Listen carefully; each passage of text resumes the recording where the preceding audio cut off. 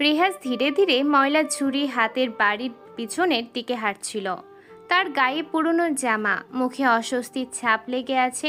সে জানে এই বাড়িতে টিকে থাকতে হলে তাকে অনেক অপমান সহ্য করতে হবে, তবুও মনটা শক্ত রাখার চেষ্টা করে। কেননা এই শহরে তার কোনো আপনজন নেই, একমাত্র ভরসাই বাড়ির মালিক, যিনি তাকে আশ্রয় দিয়েছেন। কিন্তু সেই মুহূর্তে যা ঘটল তাতে রেয়াজ আবারও নিজের দুর্বলতাকে অনুভব করতে পারে। কিছুক্ষণ আগে ড্রয়িং রুমে প্রবল রাগে ফেটে পড়েছিল এই বাড়ির মালিকের মেয়ে নীলা। নীলা উচ্চস্বরে রেয়াজকে বলছিল, এই শুয়ারের বাচ্চা, তুই কি কোনো কাজ ঠিকঠাক ভাবে করতে পারস না নাকি? রেয়াজ ভয়ে কেঁপে ওঠে। নীলা তাকে একদমই সহ্য করতে পারে না। রেয়াজ বলে, আসলে আমি কিন্তু তার কথা শেষ হওয়ার আগেই নীলা হাত তুলে থামিয়ে দেয়।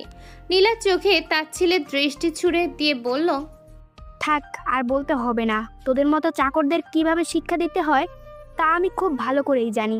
যা, এই ময়লাগুলো ফেলে দিয়ে আয়। রিয়াজ কিছু বলতে না পেরে শুধু মাথা নিচু করে ময়লার ঝুড়ি হাতে বেরিয়ে যায় সেখান থেকে। তার বুকের ভেতরটা কেমন জানি ভারী হয়ে ওঠে। ছোট থেকে কত অপমান, কত কষ্ট সহ্য করেছে সে, তবুও এমন অপমান সবার সামনে এত সরাসরি মেনে নিতে কষ্ট হচ্ছিল ওর। কিন্তু নীলা এখনো থেমে যায়নি। মেঝেতে বসে থাকা নিজের নষ্ট হয়ে যাওয়া নতুন ড্রেসের দিকে ইঙ্গিত করে সে বিড়বিড় করে বলে উঠল, কোথা থেকে যে বাবা এই রকম ছোট লোকদের ধরে আনে? আমার নতুন ড্রেসটা পুরো নষ্ট করে ফেললো। তার চোখে যেন আগুন জ্বলছে। সে যে বেশ ধনী বাড়ির মেয়ে, সেই অহংকার প্রতিটি কথাই স্পষ্ট বোঝা যায়। এই সময় হঠাৎ করে ঘরে প্রবেশ করলেন বাড়ির কর্তা, অর্থাৎ নীলার বাবা নাফিদ সাহেব। মাঝবয়সী মানুষ, চেহারায় দৃঢ়তা থাকলেও মেয়ের প্রতি টান তাকে মাঝে মাঝে দুর্বল করে ফেলে। নাফিদ এগিয়ে এসে অবাক হয়ে জিজ্ঞেস করলেন নীলাকে, কি হয়েছে মা, এত চিল্লাচ্ছিস কেন? নীলা মুখ ফিরিয়ে রাগী গলায় উত্তর দিল, আর বলো না বাবা, কোথা থেকে যে তুমি এই রকম ছোট লোকদের ধরে নিয়ে আসো? নাভিদ ব্রু কুচকে বললেন, কেন, কি হয়েছে বলতো? নীলা তখন ঠোঁট কামড়ে রাগ সামলাতে না পেরে চেঁচিয়ে উঠল, জানো, আমার নতুন ড্রেসটাও নোংরা করে ফেলেছে। আমি চাই তুমি এক্ষুনি এই মুহূর্তে ওকে বাড়ি থেকে বের করে দাও। নাভিদ শান্ত গলায় উত্তর দিলেন, না, ওকে আমি তেমন কোনো কারণে আনিনি, ও আমার জীবন বাঁচিয়েছে। নীলা হতবাক হয়ে বাবার দিকে তাকালো, তারপর বলে, কে বলছো তুমি? নাভিদ ধীরে ধীরে বললেন, হ্যাঁ মা, তুমি জানো না, কয়েকদিন আগে বাইরে আমার বড় দুর্ঘটনা হয়েছিল। আমি রাস্তার ধারে রক্তে ভেসে যাচ্ছিলাম। সবাই শুধু তাকিয়েছিল, কেউ সাহায্য করতে এগোয়নি। তখন এই ছেলেটা, মানে রেহাজ, আমাকে হাসপাতালে নিয়ে যায়। ডাক্তার বলেছিল যদি আরো কিছুক্ষণ দেরি হতো তবে হয়তো আমি আজ বেঁচে থাকতাম না। নীলার চোখে বিস্ময় আর রাগ মিশ্রিত হয়ে গেল। সে মুহূর্তের জন্য চুপ হয়ে যায়, কিন্তু পরক্ষণেই ঠোঁট বাঁকিয়ে তাচ্ছিলের হাসি দিয়ে বলল, তাই বলে তাকে বাড়িতে নিয়ে আসতে হবে? কিছু টাকা দিলেই তো বিদায় হতো। নাভিদ সাহেব এবার রেগে উঠলেন, কণ্ঠস্বর কাঁপছিল আবেগে। সে রেগে বলে, নীলা, তুমি কি শুধু টাকা দিয়েই মানুষের মূল্য ভাবে? সবকিছু কি টাকার মাপে বিচার করা যায়? ও শুধু আমার জীবন বাঁচায়নি, আমি বুঝতে পেরেছি ওর ভেতরে ভালোবাসা আছে, দায়িত্ব আছে, কৃতজ্ঞতা আছে, আর তুমি সেই মানুষটাকে অপমান করছো। নীলা আর সহ্য করতে পারল না। মুখ গোমরা করে দ্রুত পায়ে হনহন করে সিঁড়ি বেয়ে উপরে উঠে যায়। তার পায়ের শব্দ যেন গোটা বাড়িটাকে কাঁপিয়ে দিতে থাকে। এই সময় রিয়াজ ময়লা ফেলে এসে বারান্দায় দাঁড়িয়ে আছে। সব কথা সে শুনেছে। তার বুক কেঁপে উঠেছে। একদিকে নাফিদ সাহেবের কৃতজ্ঞতা, অন্যদিকে নীলার ঘৃণা। এই দুই বিপরীত আবেগ তাকে এক অদ্ভুত দ্বন্দ্বে ফেলে দিল। তার মনে হচ্ছে এই শহরে সত্যি কি তার কোনো জায়গা আছে নাকি সবার চোখে সে শুধু ছোট লোক। কিন্তু মনে মনে সে নিজেকে শক্ত করে, না, আমি হার মানব না। আমি ছোট লোক নই, সময় একদিন প্রমাণ করবে আমি কে। নাভিদ ধীরে ধীরে তার দিকে এগিয়ে এসে কাঁধে হাত রাখলেন। বাবা রেহাজ, আমি জানি না আমার মেয়ের কথাগুলো তোমাকে আঘাত দিয়েছে। ও ছোট, বুঝে না, তুমি মন খারাপ করো না। রেহাজ মাথা নিচু করে বলল, না আঙ্কেল, আমি কিছু মনে করিনি। আমি জানি আমি কে। নাভিদ হেসে বললেন, তুমি জানো না রেহাজ, তোমার ভেতরে আমি অনেক বড় কিছু দেখেছি। এই শহরে টিকে থাকতে হলে সাহস আর সততা দরকার। আমি বিশ্বাস করি তুমি একদিন অনেক দূর যাবে। রিয়াজের চোখে অশ্রু ভরে উঠল নাভিদের কথাই। মনে হলো যেন এই পৃথিবীতে তার একমাত্র আশ্রয়দাতা মানুষটি তাকে নতুনভাবে বাঁচার শক্তি দিলেন। অন্যদিকে নিজের ঘরে বসে নীলা রাগে অভিমানে কাঁদছে। সে হয়তো মুখে কঠিন কথা বলে চলে এসেছে, কিন্তু ভিতরে ভিতরে বাবার কথাগুলো তার মনকে নাড়িয়ে দিয়েছে। সে ভাবছিল বাবা যদি সত্যিই বলে, তবে ওই ছেলেটা শুধু একটা চাকর নয়। তবুও কেন জানি ওকে আমি সহ্য করতে পারি না। হয়তো তার দারিদ্র্যের জন্য, হয়তো তার চোখের ধীরতার জন্য। কেননা ওই চোখে আমি এমন কিছু দেখি যা আমার পরিচিত কোনো মানুষের চোখে নেই। নীলা তার বাবা নাভিদের কথা শুনে রাগে ফুঁসতে ফুঁসতে হন হন করে সিঁড়ি বেয়ে নিজের ঘরে চলে আসে। চোখে মুখে অভিমান, সাথে রাগের আগুনও ফুটে ওঠে। আর রেয়াজ দাঁড়িয়ে থাকে বারান্দায়, মাথা নিচু করে। বুকের ভেতর অদ্ভুত কষ্ট জমছে তার। অপমানের বিষ এখনো তার গলায় আটকে আছে। নাভিদ খান যে কিনা সব সময় সবার বিষয় ভাবনাতে থাকে মানুষ, সেও রিয়াজের করা অপমানের বিষয়টা বুঝতে পারে। তিনি ধীরে ধীরে বারান্দায় এসে দাঁড়ালেন, তার চোখে করুণার ছাপ স্পষ্ট। তিনি রিয়াজকে দেখে ডাকলেন, রেহাজ তুমি এখানে এসে বসো। রিয়াজ প্রথমে ইতস্তত করে, এগিয়ে যায়, তারপর বলে, না সমস্যা নাই আঙ্কেল, আপনি বলেন। নাভিদ খান ঠোঁট বাঁকিয়ে একটু কঠিন গলায় বললেন, বসতে বলছি না তোমাকে, বসো।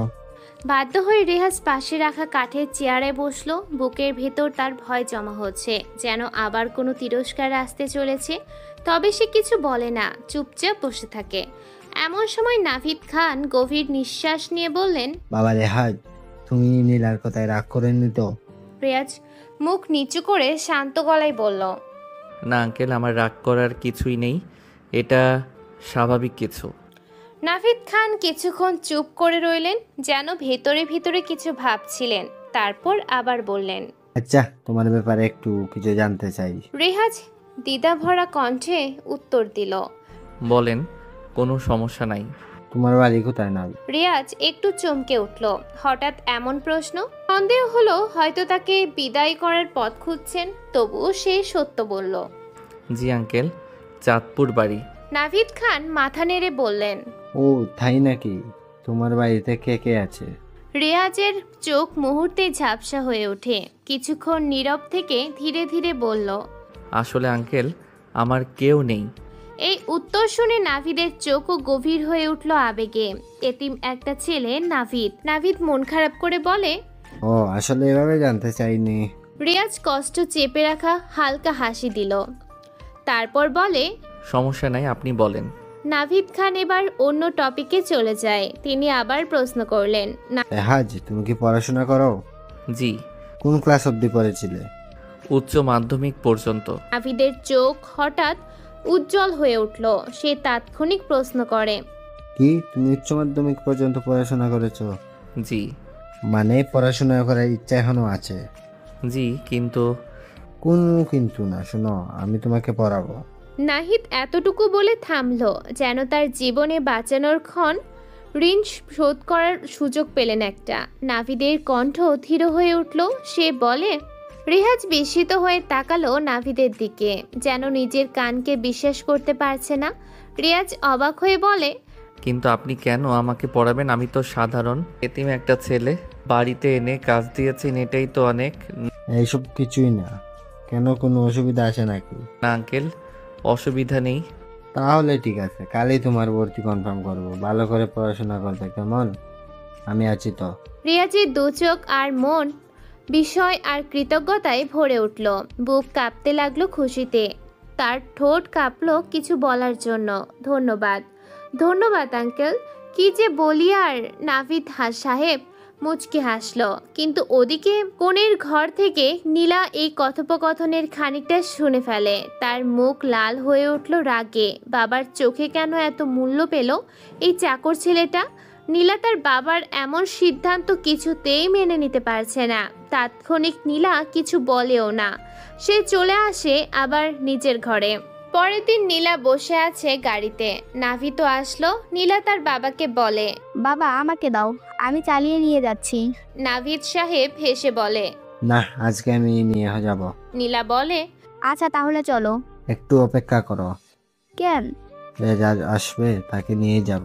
কি, এই চাকরটা আমাদের সাথে যাবে এই গাড়িতেই? বাবা তোমার মাথা ঠিক কি আছে?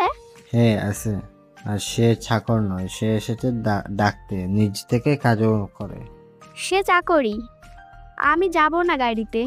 নীলা অবাক হয়ে যায়। নীলা আর কিছু বলে না, চুপচাপ গাড়িতে বসে থাকে। কিছু সময় পর রিয়াজ আসে গাড়ির সামনে। পেছনে নীলার পাশে বসতে যাবে, কিন্তু নীলা যেভাবে তাকায়, ভয়ে রিয়াজ সামনের সিটে গিয়ে বসে। সকালে নাভিদ, নীলা আর রেহাজ একসাথে কলেজে আসে। রেহাজ আজ ভর্তি হবে। রেহাজের বুক কাঁপছে অদ্ভুত উত্তেজনায়।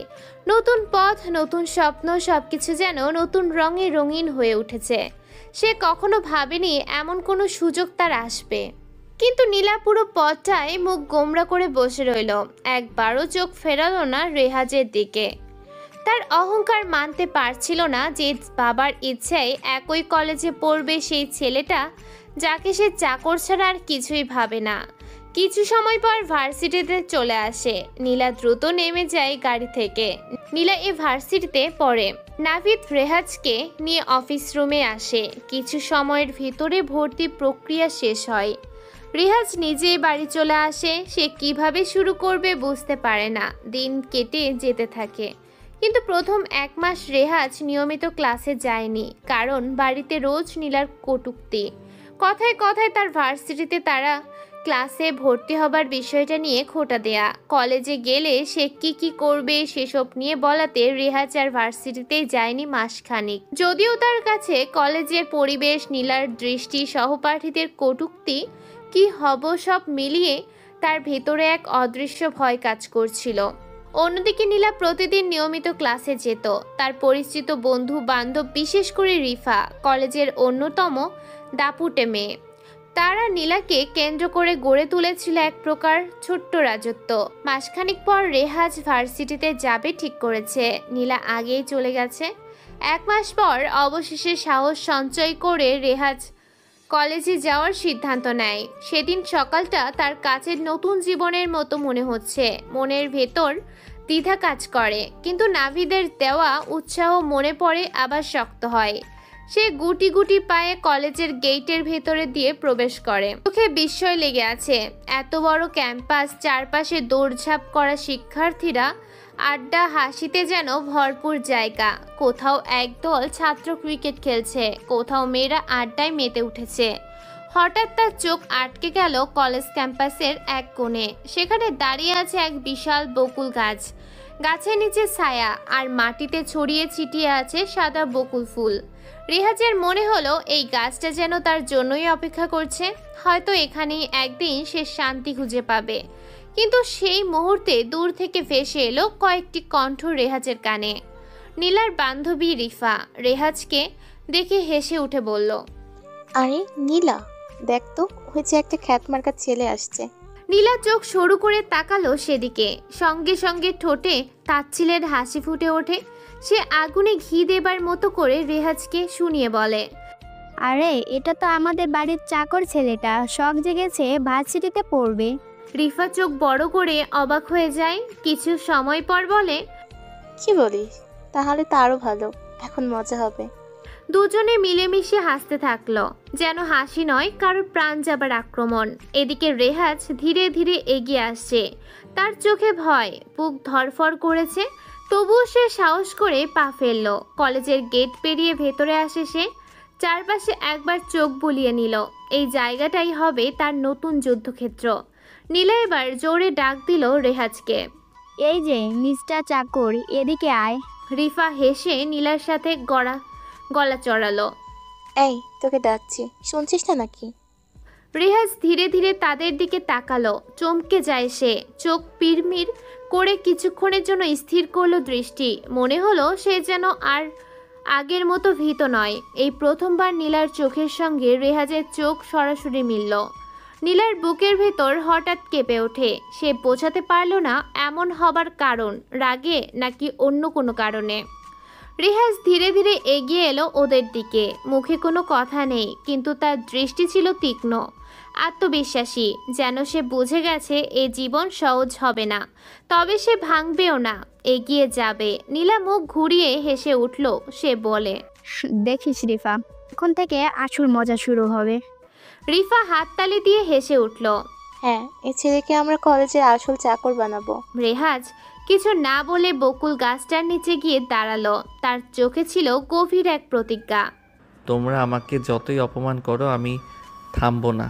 আমি প্রমাণ করব আমি শুধু চাকর নই, আমি রেহাজ বড় কিছু করতে পারি। রেহাজ ধীরে ধীরে কলেজ ক্যাম্পাসে প্রবেশ করেছিল। প্রথম দিনেই বুক ধুকপুক ধুকপুক করছে। চারপাশে নতুন পরিবেশ, নতুন মুখ। ছাত্ররা আড্ডা দিচ্ছে, মেয়েরা হাসাহাসি করছে, কেউ বই খুলে বসেছে, কেউ আবার মাঠে দাঁড়িয়ে খেলছে।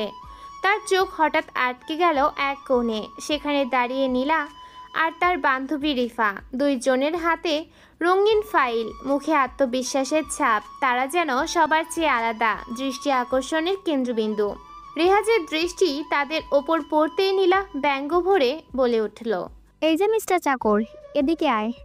রিফাও চোখ করল। এই তোকেই দেখছি, শুনছিস না? রেহাজ এক মুহূর্ত থমকে দাঁড়ালো, তারপর চোখ পিড়বিড় করে তাদের দিকে তাকালো। সে ভেবেছিল হয়তো ভুল শুনেছে। আমাকে বলছেন? ধীরে ধীরে জিজ্ঞেস করলো রেহাজ। নীলা ঠোঁট বাঁকিয়ে বলল, না, অন্য কাউকে বলছি গাধা। তোর কানেও কি সমস্যা আছে?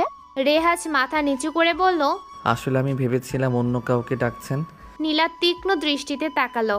অন্য কেউ চাকর নাকি? শুধু তুই ছাড়া আর কেউ চাকর হতে পারে? কথাগুলো যেন ছুরি হয়ে বিঁধল রেহাজের বুকের ভেতর। সে চুপ করে দাঁড়িয়ে রইল সেখানে। হঠাৎ কোথা থেকে এক লম্বা মোটা গড়নের ছেলে এসে দাঁড়ালো তাদের সামনে। তার নাম রাকিব, কলেজের কুখ্যাত এক দাপুটে ছেলে।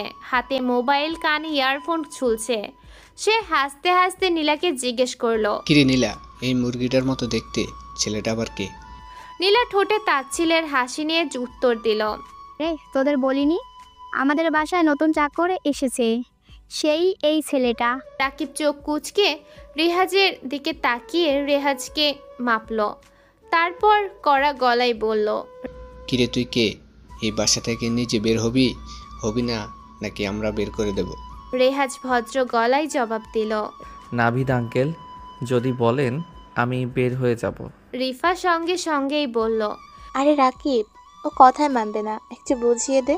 রাকিবের চোখ চকচক করে উঠল, তারপর বলে, ঠিক আছে। সে ইশারা করতেই কয়েকজন ছেলে এগিয়ে এলো। তাদের নাম শাওন, আরোহী আর তাদের সাথে আরও দুইজন। তারা সবাই মিলে রেহাজকে টেনে নিয়ে গেল কলেজ মাঠের মাঝখানে। রাকিব হুকুম দিল ওদের, ওই শাহন, যা দোকান থেকে এক বোতল ফোড়া মোবিল নিয়ে আয়। শাওন দৌড়ে চলে গেল মোবিল আনতে। রেহাজ বুক কাঁপতে কাঁপতে অনুনয় করে, ভাইয়া দয়া করেন, আমার সঙ্গে এমন করবেন না। রাকিব হেসে উঠল। সে হাসতে হাসতে বলে, এ শুনলি তোরা, চাকরের বাচ্চা দয়া চাইছে, কি করব? দয়া করব নাকি? চারপাশে দাঁড়ানো ছেলেগুলোর হো হো করে হাসতে শুরু করে। কিছুক্ষণ পর শাওন হাতে এক বোতল কালো মোবিল নিয়ে এলো। বোতলের ঢাকনা খুলতেই তীব্র দুর্গন্ধ বের হলো। রেহাজের বুক ধরফর করছে, চোখে পানি চলে এসেছে। এমনটা হবে সে কখনো ভাবেনি। ধর ওকে। রাকিব চিৎকার করে বলল কথাটা। কিছু ছেলে মিলে রেহাজকে শক্ত করে চেপে ধরে। রেহাজ লড়াই করতে চাইলো, কিন্তু সে কিভাবে পারবে? ওরা সংখ্যায় বেশি। রাকিব হাসতে হাসতে মোবিল ঢেলে দিল রেহাজের মাথা থেকে শুরু করে পুরো শরীরে। কালো ঘন তরল রেহাজের জামা কাপড়, মুখ, হাত সব ঢেকে ফেলে। গায়ের চামড়া আরো বেশি কালো রঙে পুড়তে থাকে। চোখ জ্বলতে থাকে রেহাজের। চারপাশে যারা দেখছিল তারা কেউ এগিয়ে এলো না। কেউ বা মোবাইলে ভিডিও করতে থাকে, কেউ বা মজা পেয়ে হেসে উঠছে। মানে রেহাজের করা অপমান সবাই বেশ মনোযোগ আর বিনোদনের সহিত দেখছে। রেহাজ আর সহ্য করতে পারে না। এক দৌড়ে সবার হাত ফসকে কলেজ মাঠে ছড়িয়ে গেট বেরিয়ে চলে আসে। বুকের ভেতর শুধু আগুন জ্বলছিল, আর সেটা অপমানের আগুন। সেদিন আর সে কলেজে ফেরেনি। সারাদিন সে শহরের রাস্তায় ঘুরে বেরিয়েছে, নাক থেকে মোবিলের গন্ধ গেল না, মনে থেকে গেল তীব্র লজ্জা আর অপমান। পরের দিন সে ভার্সিটিতে যাবার সিদ্ধান্ত নেয়, তবে নিজের বুক শক্ত করলো, মনে মনে বলল, না, পালিয়ে থাকলে চলবে না। আমি যদি হেরে যাই তবে তারা সারা জীবন আমাকে চাকর বলেই যাবে। নীলারা। সে আবার কলেজে আসে। নীলা তখন বান্ধবীদের সঙ্গে আড্ডা দিচ্ছিল। রেহাজকে দেখেই চিৎকার আবার করে উঠল। এই চাকরের বাচ্চা, এদিকে আয়। রেহাজ ধীরে ধীরে বলল। আমাকে বলছেন? নীলা ঠোঁটে তাচ্ছিলের হাসি মেখে বলল, জি হ্যাঁ, আপনাকেই বলছি। রেহাজ শান্ত গলায় উত্তর দিল, বলেন। তবে এখন ক্লাসের সময় হয়ে গেছে, আমাকে ক্লাসে যেতে হবে। রেহাজের কথায় নীলার চোখ লাল হয়ে উঠল রাগে। ঠিক তখনই শাওন এসে তার মাথায় জোরে চটকি দিল। এই এত কথা বলছিস কেন ভাই? তোকে ডাকছে না? রাকিব এবার হাতে একটা সিগারেট ধরিয়ে সামনে এগিয়ে এলো। এই ধর, এটা খা। রেহাজ মাথা নাড়াতে শুরু করে। রাকিব চোখ বড় বড় করে গর্জে উঠল। তোকে বললাম না খেতে। পরিস্থিতি আরো খারাপ হওয়ার আগে হঠাৎ করেই এক স্যার মাঠে এসে পড়লেন। তাকে দেখেই নীলা, রিফা, রাকিব, শাওন, আরোহী সবাই আটকে ওঠে। রাকিব বলে, চল চল, স্যার আসছে। হ্যাঁ, চল চল। এক নিমিষে সবাই সরে গেল সেখান থেকে। রেহাজ সেখানে দাঁড়িয়ে রইল, বুক ধড়ফড় করছে ওর। তার চোখে তীব্র ব্যথা, কিন্তু মনের ভিতরে জন্ম নিয়েছে নতুন এক প্রতিজ্ঞা।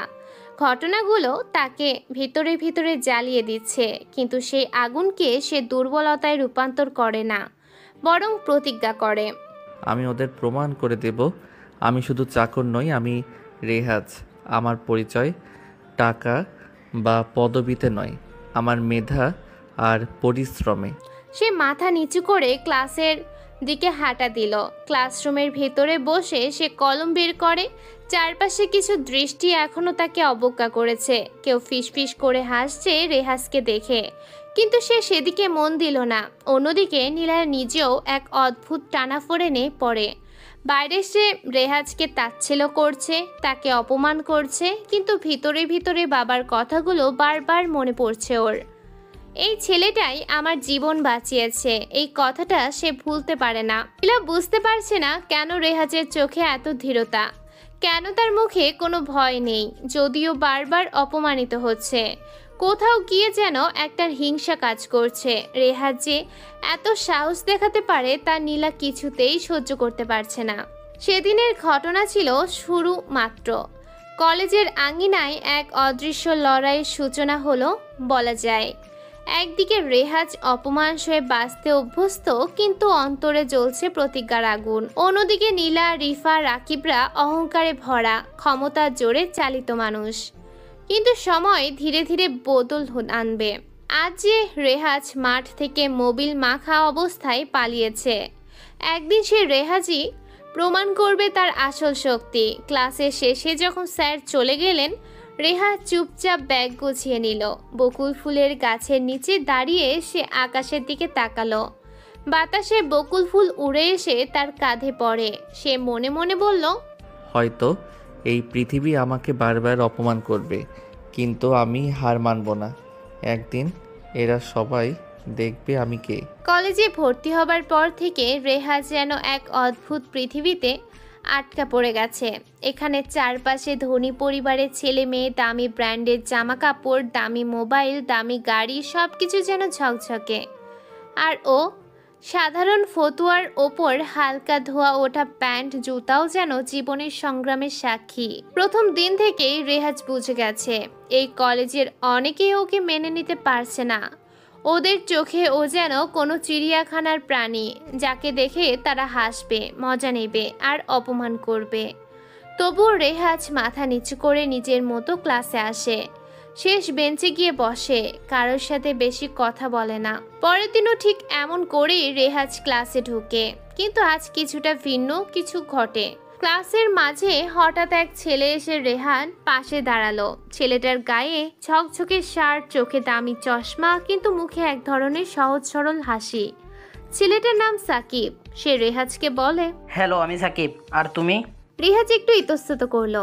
এতদিন কেউ এভাবে পরিচয় দেয়নি, উল্টো সবাই ওকে তাচ্ছিল্য করেছে। তারপরও ভদ্রভাবে উত্তর দিল। আমি রেহাজ। সাকিব হেসে বলল, আমরা কি ফ্রেন্ড হতে পারি? রেহাজ বিস্মিত হয়ে তাকালো। ফ্রেন্ড? সবাই তো আমাকে খ্যাত বলে ডাকে। সাকিব ধীরভাবে বলল, আমি অন্যদের মতো না। আমার কাছে টাকা পয়সা ব্র্যান্ড এসব মুখ্য না। মানুষ কেমন সেটাই আসল। তাছাড়া কথাতেই তো আছে, সবার উপরে মানুষ সত্য। বলো, আমাকে ফ্রেন্ড বানাবে কিনা? রেহাজের চোখে এক মুহূর্তের জন্য পানি চলে এলো। সে যেন ভুলেই গিয়েছে পৃথিবীতে ভালো মানুষ বলেও কিছু আছে কিনা। সে মাথা নিচু করে বলল, আচ্ছা, আমরা ফ্রেন্ড। সাকিব আনন্দে হাত বাড়িয়ে দিল রেহাজের দিকে। তারপর আবার বলে, চলো, এখন থেকে আমরা বন্ধু। সাকিব কিছুক্ষণ চুপ করে রইল। তারপর হঠাৎ বলল, আমাকে বসতে বলবে না তোমার পাশে? রেহাজ লজ্জায় হেসে ফেলল। সরি, বসুন। সাকিব আবার দুষ্টু হেসে বলল, একটা শর্ত দিব, মানতে হবে। রেহাজ একটু ভয় পেয়ে গেল। তারপর বলে, কি শর্ত বলেন? আগে বলো, মানবে কিনা? রেহাজ কিছুক্ষণ ভেবে মাথা নাড়ল। কিসের শর্ত দিবে সাকিব? আচ্ছা, বলুন। সাকিব গম্ভীর হয়ে বলল, আমাকে তুই করে বলতে হবে। বন্ধুত্ব আবার আপনি আপনি কেন? এসব ভালো দেখায় না। রেহাজ প্রথমে হতভম্ব হয়ে যায়। আসলেই তো সাকিব ঠিক বলেছে। রেহাজ বলে, কিন্তু তুমি তো বড় লোক, তোমাকে তুই করে বললে যদি সমস্যা হয়? রেহাজের এমন বোকাচন্দ্র মার্কা কথা শুনে সাকিব হেসে বলল, না, আমার কোনো সমস্যা হবে না। তুমি শুধু তুই করে বলবা। রেহাজ মাথা নেড়ে রাজি হলো।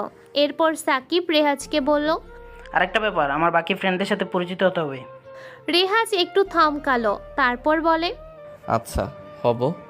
সাকিব হাত ধরে ওকে নিয়ে গেল সাকিবের বাকি বন্ধুদের কাছে। চলো, ওদের সাথে দেখা করাই। তখন মাঠের একপাশে কয়েকজন বসেছিল। তাদের চোখে মুখে উচ্ছ্বাস, হাসি ঠাট্টা চলছে। কি খবর তোদের? তোদের সাথে পরিচিত করাই, আমার নতুন ফ্রেন্ড রেহাজ। ওরা সবাই একে একে পরিচয় দিল। সাকিব সবাইকেও দেখিয়ে বলে, ও রাতুল, ও রিহান, সাইমা, আর ও হলো উর্মি। রেহাজ ভদ্রভাবে বলল, আমি রেহাজ। কিন্তু রাতুল দুষ্টুমি করে বলল, তবে সবাইকে তুই করে বলতে হবে। সবার মুখে হাসি। রেহাজ একটু ইতস্তত করলেও শেষে মাথা নাড়ল। আচ্ছা, বলবো। এভাবেই নতুন এক অধ্যায় শুরু হলো রেহাজের জীবনে। প্রথমবার ও অনুভব করলো সব মানুষ খারাপ নয়। কেউ কেউ আসলেই বোঝে, আসলেই পাশে দাঁড়ায়। তবে কলেজের এই জীবনটা সহজ ছিল না। অন্যদিকে নীলা, রিফা আর রাকিবের দল এখন ওকে তুচ্ছ তাচ্ছিল্য করে, সুযোগ পেলেই অপমান করে। কিন্তু এবার রেহাজ একা ছিল না। সাকিব আর তার দল রেহাজের পাশে দাঁড়াতে শুরু করে। যদিও বন্ধুদের হাত পেয়ে রেহাজের মন হালকা হচ্ছিল, তবুও তার ভেতরে এক ধরনের দোলাচল চলছে। ও ভাবে, কেন আমি এত অপমানিত হই? কেন আমি নীলা আর তার বন্ধুদের চোখে শুধুই চাকর? আমি কি সত্যি এত ছোট লোক? প্রতিদিন আয়নার সামনে দাঁড়িয়ে নিজের কাপড়ের দিকে তাকাতো, জুতোর দিকে তাকাতো। তারপর মনে মনে বলতো, আমি পড়াশোনা করব, আমি প্রমাণ করব, একদিন আমি ওদের থেকেও বড় হব। একদিন বিরতির সময় রাকিব আবার রেহাজের সামনে এসে দাঁড়ালো। চারপাশে তার দল, মুখে কুটিল হাসি। রাকিব বলে, কিরে চাকর, বড়লোকদের সাথে ফ্রেন্ড হয়ে গেছিস নাকি? রেহাজ ভয় পায়, তবে সে শান্ত গলায় বলল, আমার নিজের ইচ্ছায় বন্ধুত্ব করেছি, এতে তোমার সমস্যা কোথায়? রাকিব গর্জে উঠল। রেহাজের মুখে যেন কথা ফুটেছে। চুপ কর, তোকে আবার এত কথা বলতে হবে নাকি? এখনই তোরে দেখাচ্ছি মজা, চল আমার সাথে। রাকিব রেহাজের গায়ে হাত তুলতেই হঠাৎ সাকিব এগিয়ে এলো। সে সাকিবকে বলে, এই রাকিব, বেশি বাড়াবাড়ি করিস না। ও এখন থেকে আমাদের বন্ধু। কেউ ওর গায়ে হাত দিলে সেটা আমাদের গায়ের সাথে লাগে। রাতুল, রেহান, সাইমা, উর্মিও সাকিবের পাশে এসে দাঁড়ালো। রাকিব দাঁত কিলিয়ে বলল, দেখিস, একদিন না একদিন তোকে এমন শিক্ষা দিব যে তুই কলেজে আসতে ভুলে যাবি। সেদিন আর কোনো ঝামেলা হলো না। কিন্তু নীলা দূর থেকে সবকিছু দেখে মনে মনে ক্ষেপে ওঠে। সে ভাবে, এই চাকরটা এখন সাকিবদের সাথে মিশছে না, এভাবে হতে দেওয়া যাবে না। দিনগুলো কেটে যাচ্ছিল। ক্লাস, পড়াশোনা, নতুন বন্ধু, সব কিছু ধীরে ধীরে রেহাজকে ভরসা দিচ্ছিল। ও অনুভব করে শুধু জন্ম বা দরিদ্রতার কারণে কাউকে ছোট করা যায় না। মন আর পরিশ্রম থাকলে মানুষ অনেক দূর যেতে পারে। সাকিব প্রায় ওকে উৎসাহ দিতে বলতো, দেখিস রেহাজ, একদিন তুই প্রমাণ করবি তোর যোগ্যতা। তখন এসব যারা তোকে অপমান করে তারাই মাথা নিচু করবে। রেহাজ এসব শুনে হাসতো, কিন্তু ভেতরে ভেতরে সে শপথ নিত। হ্যাঁ, আমি প্রমাণ করব। এই অপমান, এই কষ্ট আমি ভুলবো না। নীলা এখনও রেহাজকে মেনে নিতে পারছে না। প্রতিদিন ওর চোখে ঘৃণা, কানে তাচ্ছিল ভরা কথা শোনাতো। তবুও রেহাজ চেষ্টা করত কোনো ঝামেলায় না জড়াতে। কিন্তু একদিন লাইব্রেরিতে হঠাৎ নীলা আর রেহাজ মুখোমুখি হয়। নীলা বই খুঁজছিল, হঠাৎ তাক থেকে বই পড়ে যায়। রেহাজ নিচু হয়ে সেটা তুলে দিল, তারপর নীলাকে বলে, এই নিন বইটা। নীলা বইটা হাতে নিয়েও কটমট করে তাকালো রেহাজের দিকে। সে রেগে বলে, তুই আমাকে বই ধরিয়ে দিবি, চাকরের বাচ্চা? রেহাজ শান্ত গলায় বলল, আমি শুধু সাহায্য করতে চেয়েছিলাম। নীলার রাগে কচকচ করতে করতে চলে যায় সেখান থেকে। কিন্তু ভেতরে ভেতরে একটা অজানা অনুভূতি তাকে নাড়া দিতে থাকে। রেজা কেন সব সময় চুপচাপ থাকে? কেন উত্তর দেয় না? কেন এত ভদ্র আচরণ করে? দিন কেটে যাচ্ছিল। কলেজের মাঠে বকুল ফুলের গাছের নিচে রেহাজ, সাকিব আর তাদের দল প্রায় বসেই। তারা একসাথে পড়াশুনো করে, হাসে, স্বপ্নের কথা বলতো। কিন্তু সামনে আরও ঝড় আসছে। নীলা, রাকিব, রিফারা সহজে মেনে নেবে না যে এক সময় চাকর বলে অপমান করা রেহাজ এখন সবার ভালোবাসার জায়গা করে নিচ্ছে। রেহাজ জানতো তার পথ এখনো দীর্ঘ, তবে সে একাই নয়, তার পাশে আছে সাকিবরা। আর সেই শান্তিটুকুই ওকে এগিয়ে নিয়ে যাবে নতুন জীবনের পথে। রেহাজ ধীরে ধীরে কলেজ জীবনের সাথে মানিয়ে নিচ্ছিল। নতুন পরিবেশ, নতুন মানুষ, সবই তার কাছে অচেনা। ক্লাসে বসে থাকলেও সে প্রায় অন্যদিকে তাকিয়ে থাকে। সেদিনও তাই হচ্ছিল।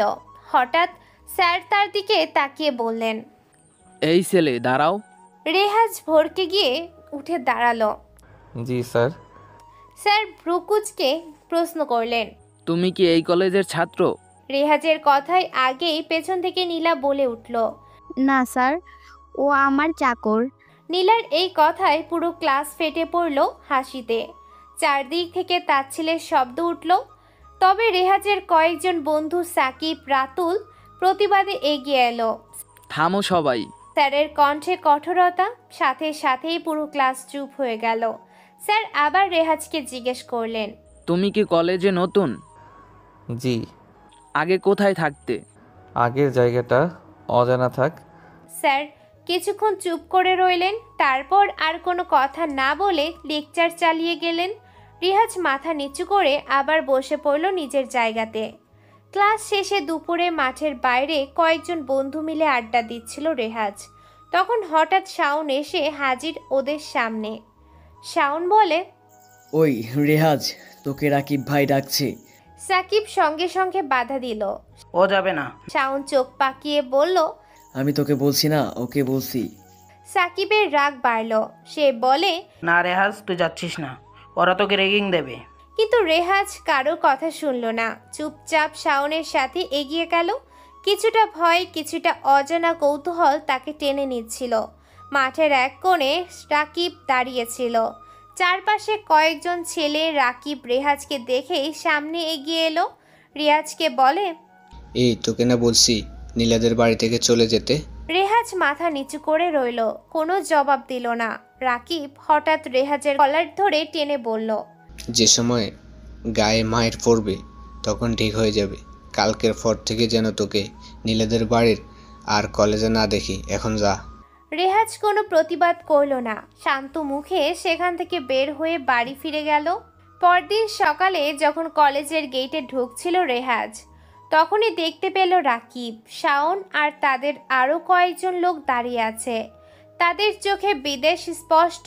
রেহাজ ঢুকতেই ওরা তাকে ধরে মাঠের মাঝখানে নিয়ে গেল। হঠাৎ শুরু হলো বেধড়ক মারধর। চারপাশে কলেজের অনেক ছাত্রছাত্রী দাঁড়িয়ে দেখছিল, কিন্তু কেউ এগিয়ে আসছিল না। প্রচণ্ড ব্যথায় রেহাজ মাটিতে লুটিয়ে পড়ল। ঘুষি, লাঠির আঘাতে শরীর অবশ হয়ে গেল। শেষ পর্যন্ত আর সহ্য করতে না পেরে সে অজ্ঞান হয়ে গেল। চোখ খুলতেই রেহাজ দেখতে পেল সে হাসপাতালে শুয়ে আছে। মাথা ভারী লাগছিল, শরীর দুর্বল। পাশে বসে আছে সাকিব, রাতুল, সাইমা, উর্মি আর নাভিদ খান। সবার চোখে দুশ্চিন্তা। রেহাজকে জেগে উঠতে দেখে সবাই একসাথে বলে উঠল, আলহামদুলিল্লাহ, তুই জেগে উঠেছিস। রেহাজ কষ্ট করে উঠে বসতে চাইলে নাভিদ খান হাত দিয়ে ঠেকালেন। আর না, ওটার দরকার নেই, শরীর এখনো দুর্বল। উর্মির চোখে পানি। সে বলে, আমরা যদি সময় মতো না যেতাম তাহলে কি হতো আল্লাহই জানে। সাকিব দীর্ঘশ্বাস ফেলে বলল, তুই টানা 3 ঘন্টা জ্ঞান হারিয়েছিলি, আমাদের কি যে চিন্তাটা হয়েছে বলতো। নাভিদ খান এবার গম্ভীর কণ্ঠে বললেন, রেহাজ, আমাকে বলো তোমার এই অবস্থা কিভাবে হলো? রেহাজ কিছুক্ষণ চুপ করে রইল, তারপর নিচু স্বরে উত্তর দিল, আঙ্কেল, একটা জিপের সাথে ধাক্কা লেগেছিল, তারপর আর কিছু মনে নেই। নাভিদ খান সন্দেহ ভরা চোখে তাকালেন। একটা জিপের সাথে ধাক্কা, কথাটা যেন বিশ্বাসযোগ্য শোনালো না কারোর কাছে। সবাই একে অপরের দিকে তাকালো, কিন্তু রেহাজ চুপ করে রইল, চোখে মুখে ক্লান্তি আর অবসাদ।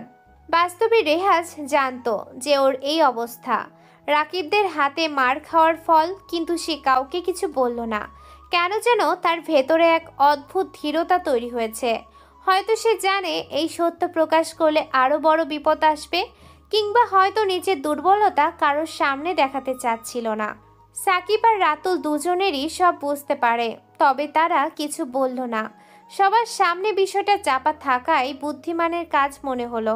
নাভিদ খান দীর্ঘশ্বাস ফেলে উঠে দাঁড়ালেন, তারপর বলল, তুমি এখন বিশ্রাম নাও, শরীরকে শক্ত করো, যাই ঘটুক না কেন আমি তোমার পাশে আছি।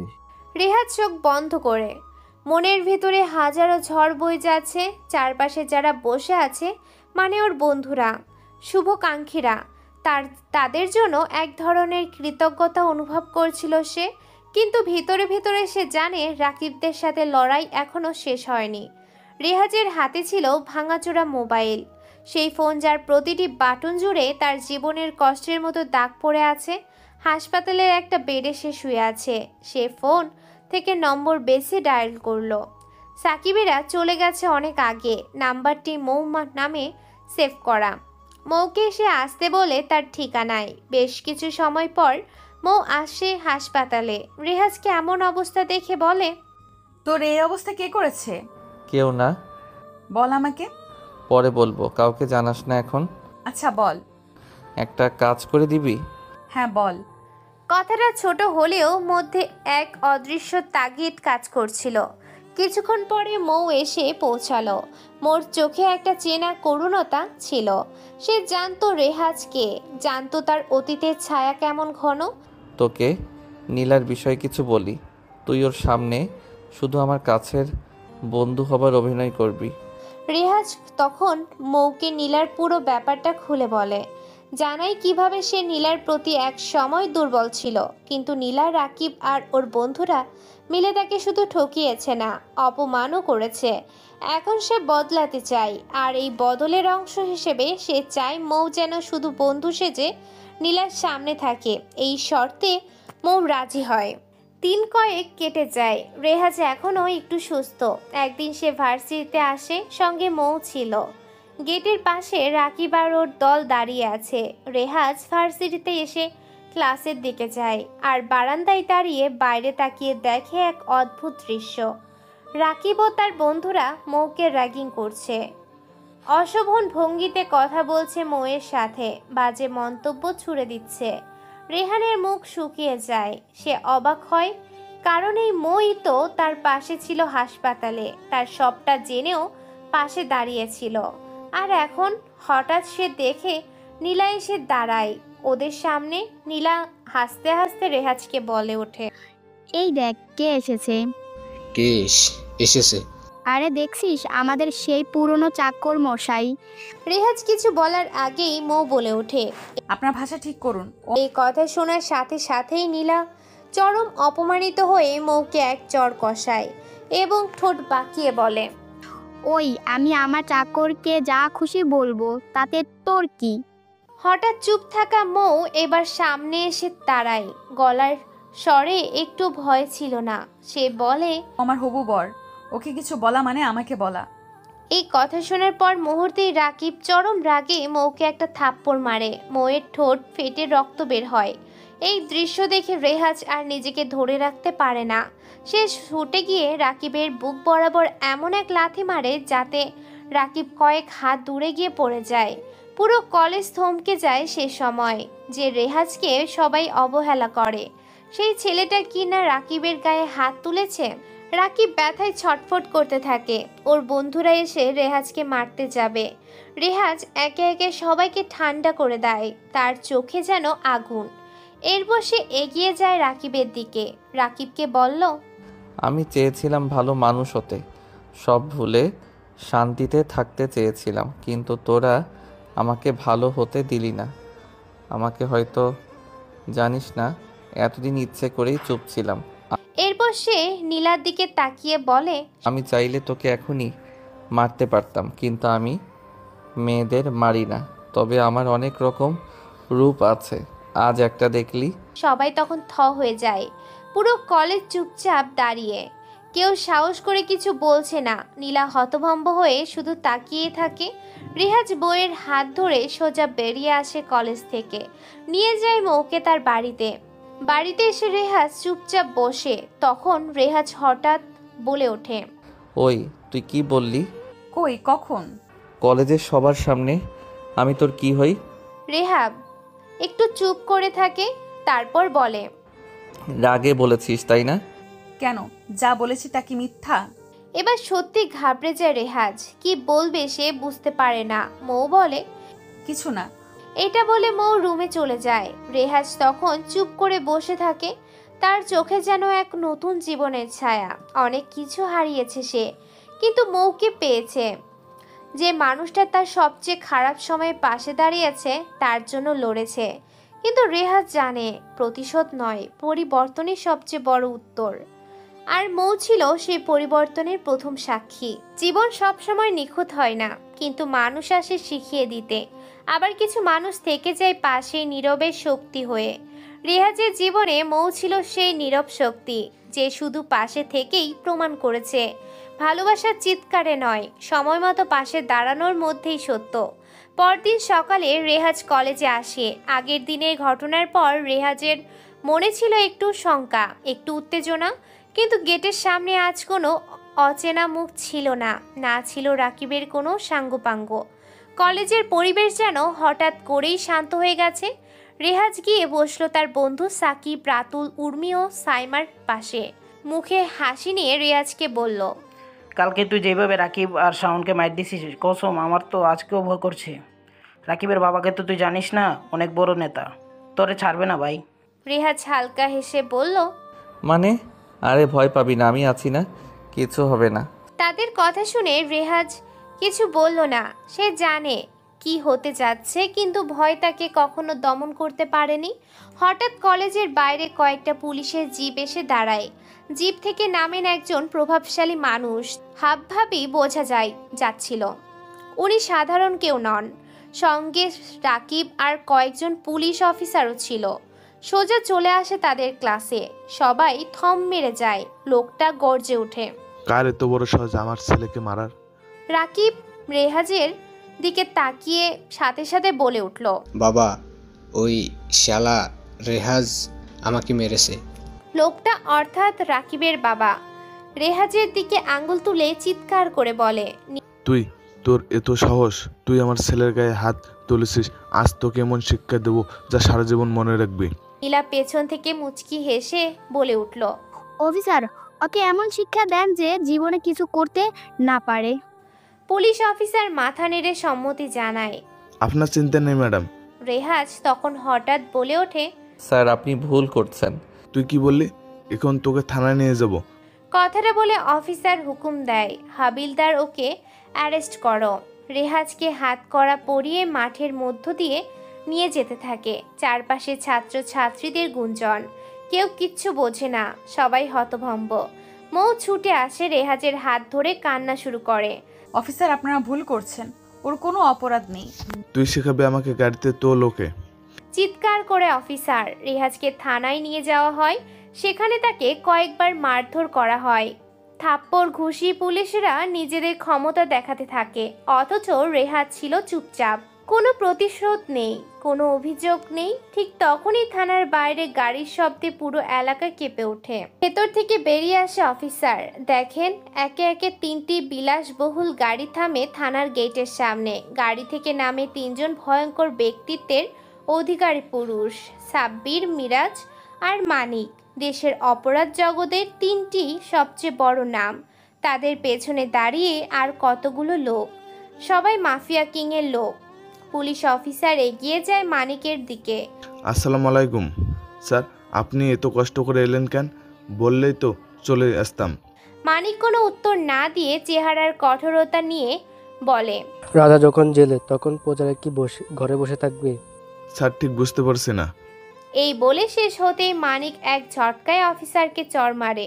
একটু আগে যাকে আটক করে এনেছিস জানিস কে উনি? না স্যার। অফিসার থতমত খেয়ে জবাব দেয়। রেহাজ হাসে। মানিক বলে, উনি হচ্ছে পুরো মাফিয়া জগতের রাজা, কিং অফ মাফিয়া প্রিন্স। তোরা তাকে থানায় এনেছিস, মেরেছিস। অফিসারের মুখ গিয়ে যায়। সে কথা হারিয়ে ফেলে। হাঁটু গেড়ে বসে পড়ে রেহাজের সামনে। স্যার আমাকে মাফ করে দেন, আমি চিনতে পারিনি, ক্ষমা করে দিন স্যার।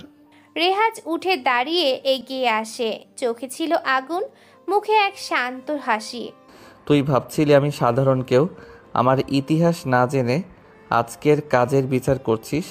অফিসার কাঁপতে কাঁপতে বলল, স্যার প্লিজ, আমি ভুল করেছি। তখন মানিক বলে, রাজা আজ বড় কিছু না করলে ভালো। রেহাজ হালকা মাথা নেড়ে বলে, তাকে মাফ করে দিলাম, তবে যদি আবার কখনো কারোর উপর হাত তোলে তখন বিচার হবে রাজা সুলভ। থানা চুপচাপ। পুলিশ অফিসাররা কেউ নড়ার সাহসও পায় না। এরপর রেহাজ থানার গেট দিয়ে বের হয়ে আসে। গাড়িতে ওঠার আগে শুধু একবার পেছনে তাকায়। সেখানেই দাঁড়িয়ে ছিল মৌ, চোখের জল কিন্তু মুখে প্রশান্তির ছায়া। রাজা ফিরে এসেছে। সমাজ সব সময় বাহ্যিক রূপ দেখে বিচার করে। একদিন যারা চাকর বলে তাচ্ছিল্য করেছে তারা আজ বুঝতে পারছে কে ছিল আসলে রাজা। রেহাজ কারোর কোনো ক্ষতি করতে আসেনি, সে নিজেকে বদলাতে চেয়েছিল, কিন্তু কেউ তাকে বদলাতে দেয়নি। তাই আজ সে নিজের পরিচয় ফিরেছে।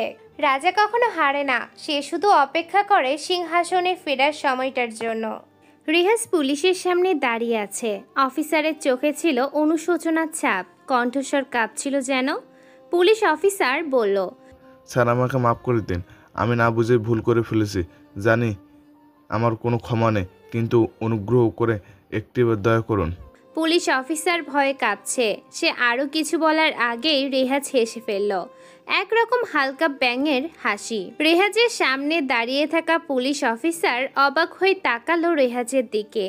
রেহাজ তখন মুখ ঘুরিয়ে বলল, আপনারা কেন আমার পেছনে লেগেছেন? শুধু শুধু ঝামেলা বাঁধালেন। আমি কাউকে মাফ করি না, শাস্তি তো হবেই। দয়া করুন, শাস্তি দিবেন না। শাস্তি কি দেব সেটা আমি ঠিক করব, রেডি থাকবেন। এই কথা বলেই সে থানা থেকে বেরিয়ে পড়ে। বাইরে তখন রাতুল, সাকিব, উর্মি আর সাইমা রেহাজের জামিন করাতে থানায় আসছে। কিন্তু তারা এসে যা দেখলো তাতে ওদের চোখ কপালে উঠে যায়। থানার চারপাশে দাঁড়িয়ে আছে বিরাট বড় বড় দামি গাড়ি আর গার্ডরা। ভেতরে বাইরে সশস্ত্র মানুষ, তাদের হাতে একই -47। পরিস্থিতি দেখে রাতুল চাপা গলায় বলল, মনে হচ্ছে রেহাজের বাবা তার পুরো বাহিনী নিয়ে চলে আসছে। আমরা যদি এখন ভিতরে যাই তাহলে হয়তো আমাদেরও রেহাজের শত্রু ভেবে মেরে ফেলবে। সাইমা চিৎকার করে বলল, আর দেরি করিস না, পালা সবাই।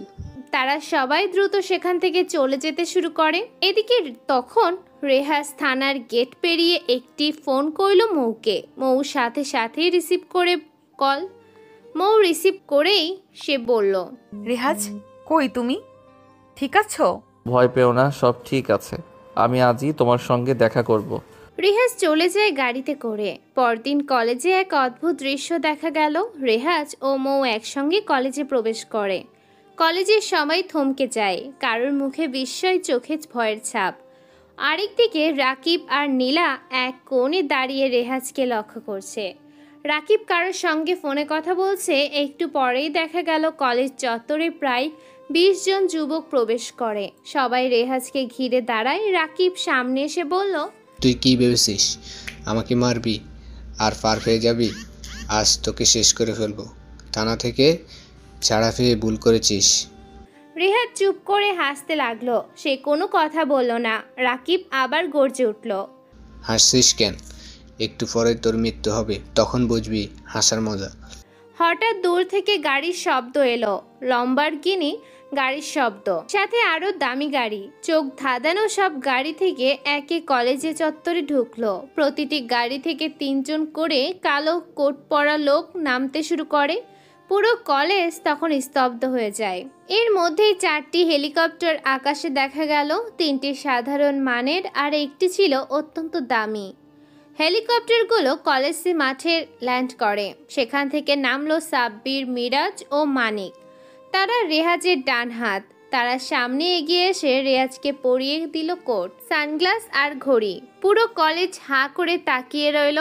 একজন ছাত্র ভয়ে কাঁপতে কাঁপতে ফিসফিস করে বলল, সাব্বির ভাই, আপনি এখানে? সাব্বির গর্জে উঠে বলল, তোরা কাকে মারবি রে? মাফিয়া কিং রেহাজকে। এই কথা বলাই সঙ্গে সঙ্গে রাকিবের লোকগুলো হাঁটে গেড়ে বসে পড়ে। সবাই অস্ত্র ফেলে দিল। কেউ মাথা নিচু করে দাঁড়ায়। রাকিব পুরোপুরি স্তম্ভিত। সে আস্তে করে রেহাজের পায়ের কাছে গিয়ে বসে পড়ে। তারপর বলে, ভাই, আপনাকে চিনতে পারিনি, দয়া করে আমাকে মাফ করে দিন। যদি আপনি মাফ না করেন তাহলে আপনার লোকেরা আমাকে শেষ করে দেবে। রেহাজ হালকা হাসলো, চোখে কঠোরতা এনে বলল, প্রতিদিন তো তুই আমাকে বোলিং করতিস, র্যাগিং করতিস, আজ এত নম্রতা কেন? এখন তুই বাঁচতে চাস? একটু আগে না বললি মেরে ফেলবি? রাকিব কাঁদতে কাঁদতে বলল, ভাই, আমি ভুল করেছি, প্লিজ শেষবারের মতো মাফ করে দিন, আর এমন হবে না। মাফ? সেটা তোর কপালে নেই, তুই শাস্তি পাবি। আমি কাউকে মাফ করি না, শাস্তির জন্য অপেক্ষা কর। এই বলে রেহাজ মুখ ঘুরিয়ে হাঁটতে শুরু করে। তার পেছনে বিশাল মাফিয়া বাহিনী। এমন সময় মৌ দৌড়ে এসে রেহাজকে জড়িয়ে ধরলো। কান্নায় ভেঙে পড়ল সে। মৌ বলে, রেহাজ ঠিক আছো? হুম। তোমার কিছু হলে আমি কি করতাম রেহাজ? রেহাজ নরম গলায় বলল, আহা মৌ, আমি তো ঠিক আছি, তোমার জন্যই তো বেঁচে আছি। তারপর তারা ধীরে ধীরে কলেজ থেকে বেরিয়ে গেল। কেউ আর কিছু বলার সাহস পেল না। সবাই বুঝে গেল রেহাজ আর আগের রেহাজ নেই। সে এখন মাফিয়া কিং রেহাজ। 2 দিন কেটে যায়। ভার্সিটিতে এসেছে রেহাজ। কলেজ ক্যাম্পাস তখন উত্তাল। 2 পক্ষের মধ্যে দাঙ্গা লেগে গেছে। রেহাজের লোকদের রাকিবের লোকেরা চড়াও হয়েছে। রেহাজ দ্রুত পরিস্থিতি বুঝে সরাসরি রাকিবের দিকে এগিয়ে গেল। কি দরকার ছিল আমার পেছনে লাগার? ঠান্ডা কণ্ঠে বলে। রেহাজ রাকিবের পায়ে একটি গুলি চালালো। রাকিবের আর্ত চিৎকারে পুরো কলেজ কেঁপে ওঠে। এই দৃশ্য দেখে মৌ ভয়ে জ্ঞান হারিয়ে ফেলে। রেহাজ নিজে মৌকে হাসপাতালে পাঠিয়ে দেয়। তার এমন রুদ্ররূপ দেখে কলেজের অন্য ছেলে মেয়ে মানে সাকিব, রাতুল, উর্মি ও সাইমা ভয়ে একদম থমকে যায়। রেহাজ তাদের দিকে এগিয়ে গিয়ে প্রশ্ন করল, কিরে তোরা এমন ভাবে তাকাচ্ছিস কেন? সাকিব তাড়াতাড়ি বলল, ভাই আমাদের মাফ করে দেন, আমরা কিছু করিনি। রেহাজ একটু রুক্ষ কণ্ঠেই বলল, তোদের কি হয়েছে?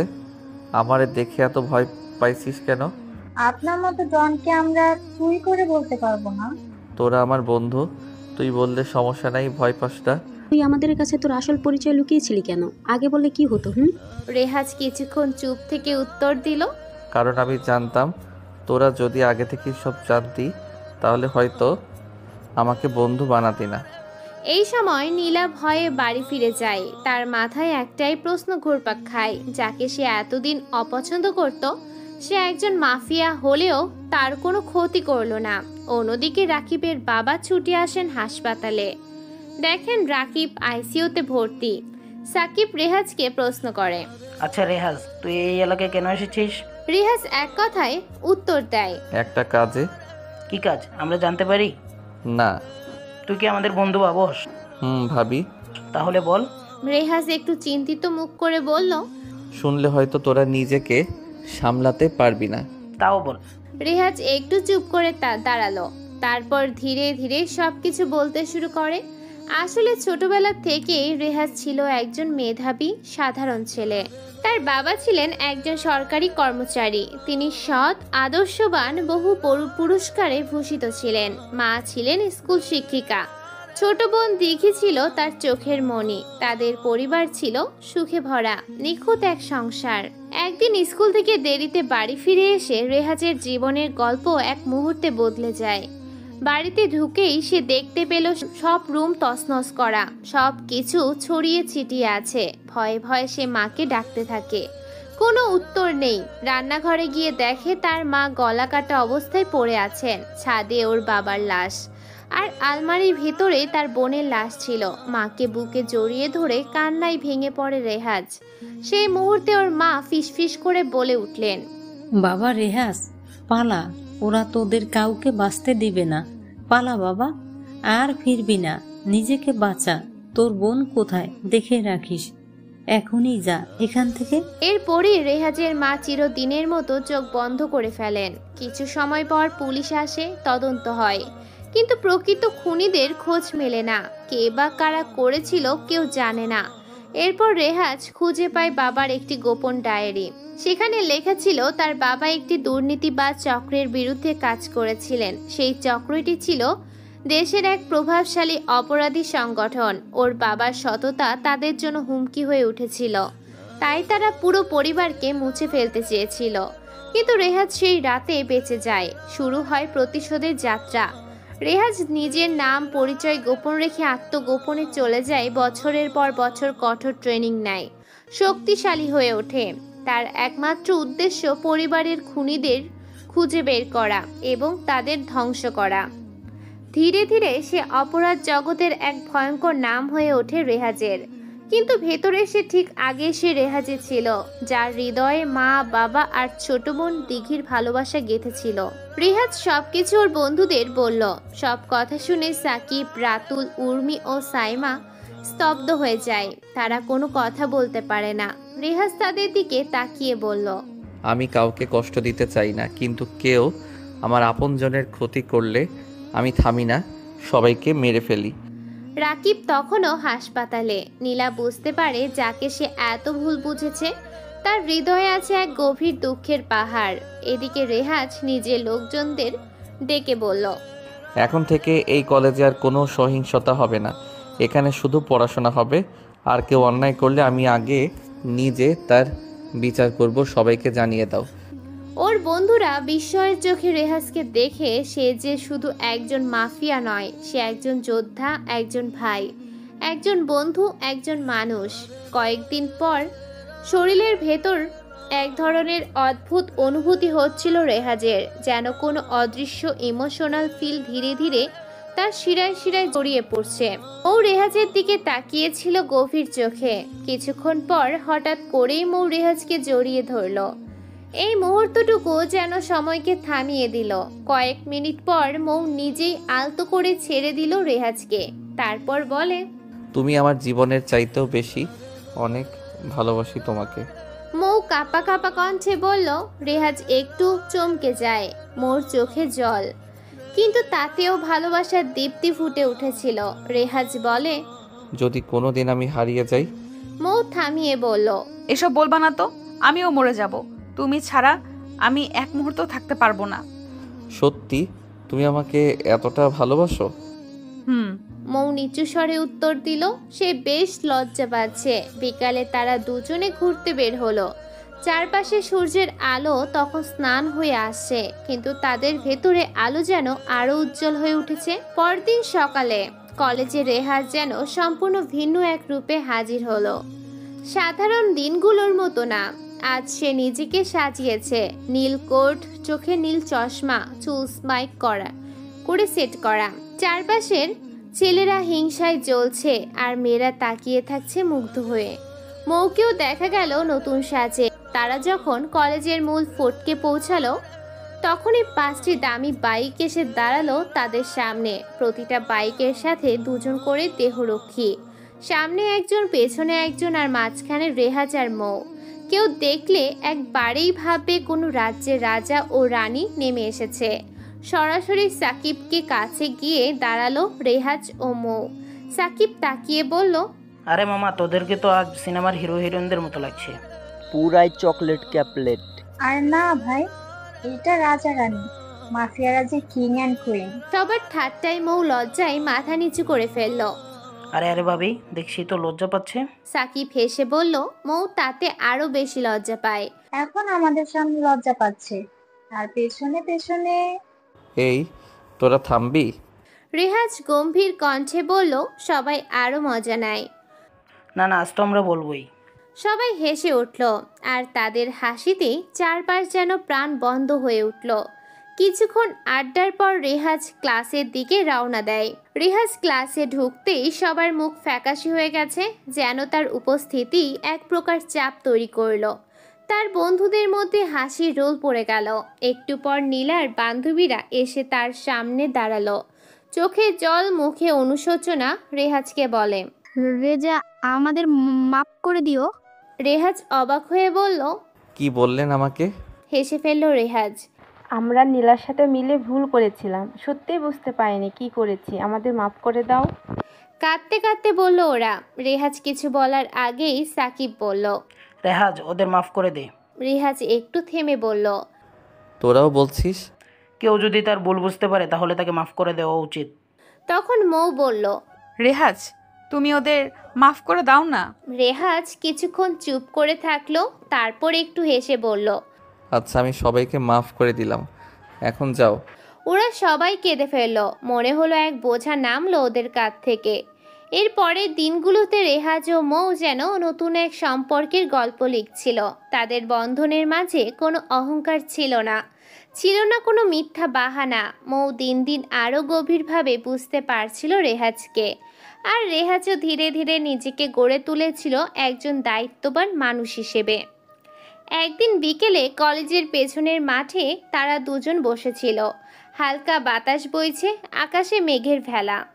জানো, তোমার সাথে থাকলে মনে হয় সবকিছু জয় করা সম্ভব। রেহাজ কিছু বলল না, শুধু হাতটা বাড়িয়ে ধরল মৌয়ের দিকে।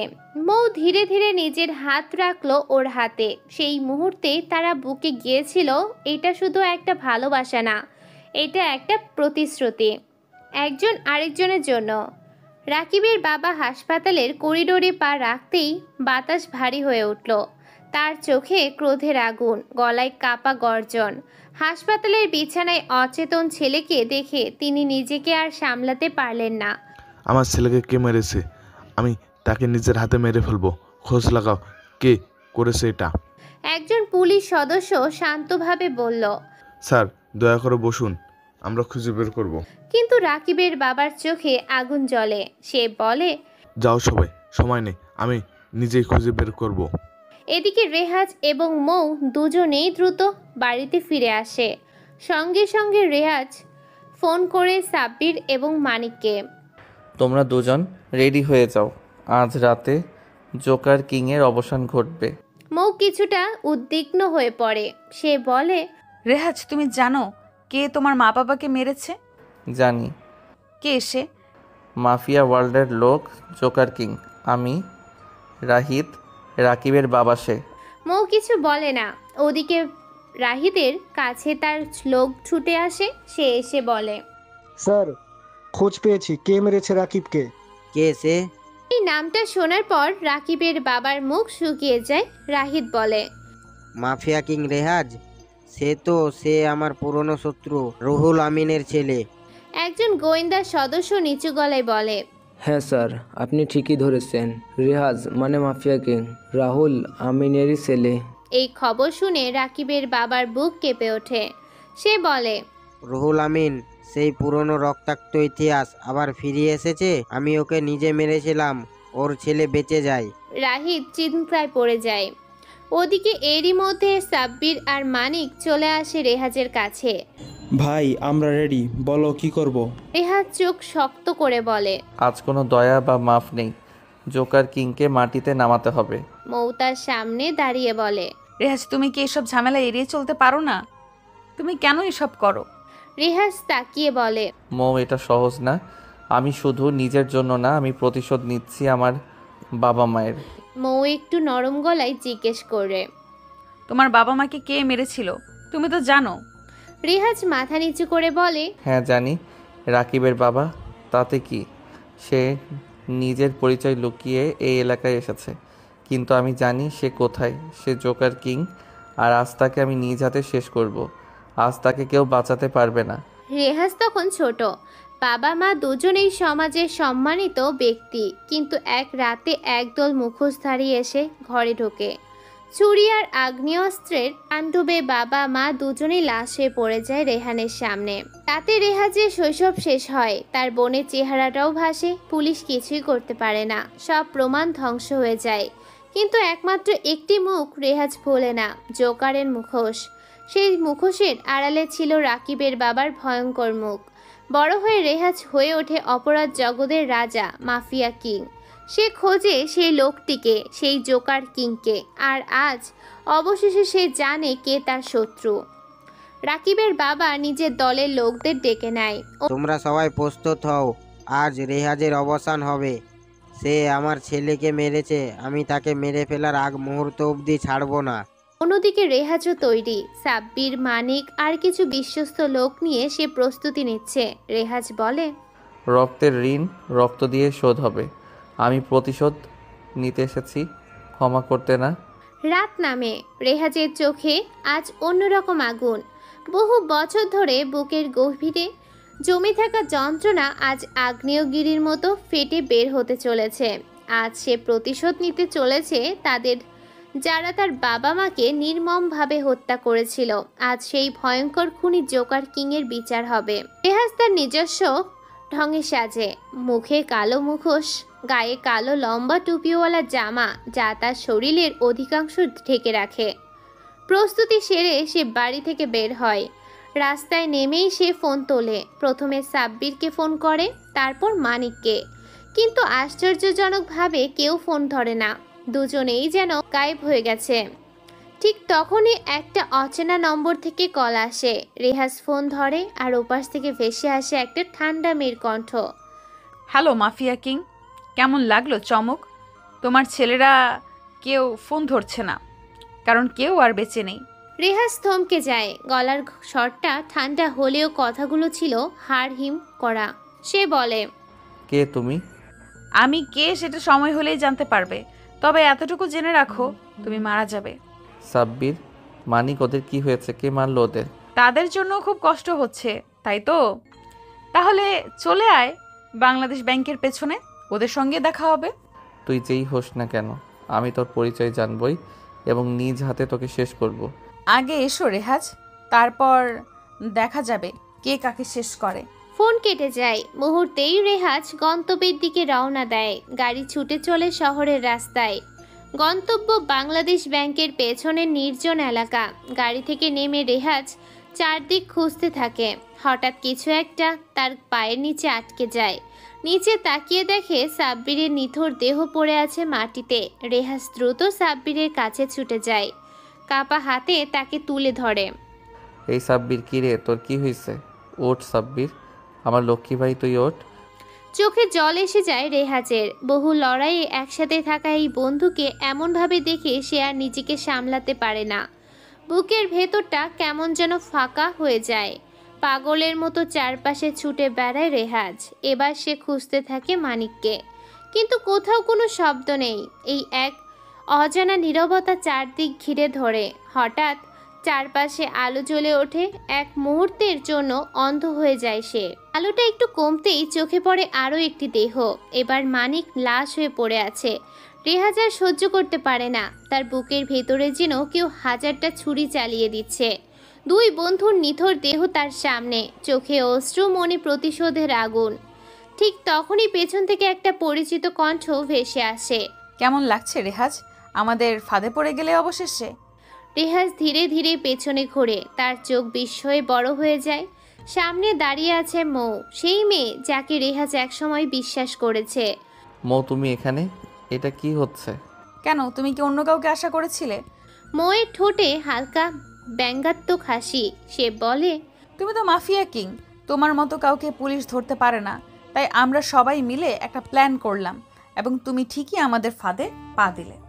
রেহাজ কিছুক্ষণ চুপচাপ দাঁড়িয়ে থাকে, চোখ দিয়ে অশ্রু গড়ায়।